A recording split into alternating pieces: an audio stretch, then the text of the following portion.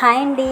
Sweet తినాలనిపించినప్పుడు కానీ లేదా దేవునికి నైవేద్యంగా పెట్టడానికి కానీ సింపుల్గా ఈజీగా చేసేవాళ్ళకి ఈజీగాను తినేవాళ్ళకి రుచిగా ఉండేలా చేయాలంటే అది గోధుమ నూక ప్రసాదం అండి. అది ఎలా చేయాలో చూద్దాం రండి. దీనికోసం అయితే స్టవ్ మీద ప్యాన్ పెట్టి 4-5 టేబుల్ స్పూన్ల నెయ్యి వేయండి. నెయ్యి వేసిన వీడియో స్కిప్ అయింది. నెయ్యి వేసేసి నెయ్యి హీట్ అయిన తర్వాత అందులోకి డ్రై ఫ్రూట్స్ ఫ్రై చేసుకొని వేసుకోవాలి.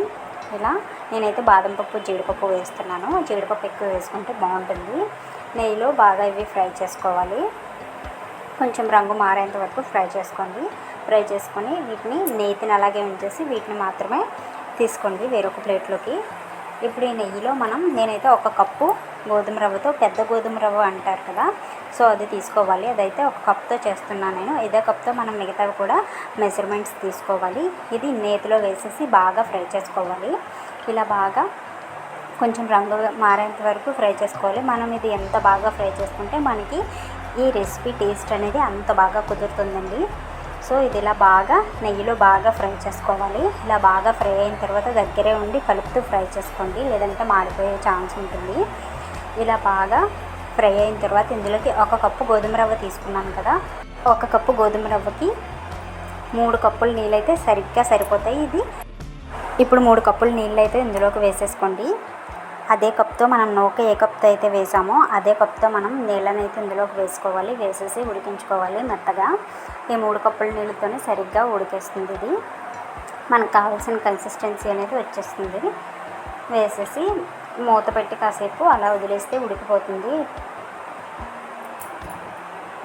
ఉడికిందో లేదో చెక్ చేసుకోండి. కొంచెం మెత్తగా అవ్వగానే ఇప్పుడు ఇందులోకి పూర్తిగా బెల్లంతో చేసినా బాగుంటుంది, లేదంటే పూర్తిగా షుగర్తో చేసినా సరే బాగానే ఉంటుంది. ఇప్పుడు నేనైతే 1/2 కప్పు బెల్లం, 1/2 కప్పు పంచదార వేస్తున్నాను.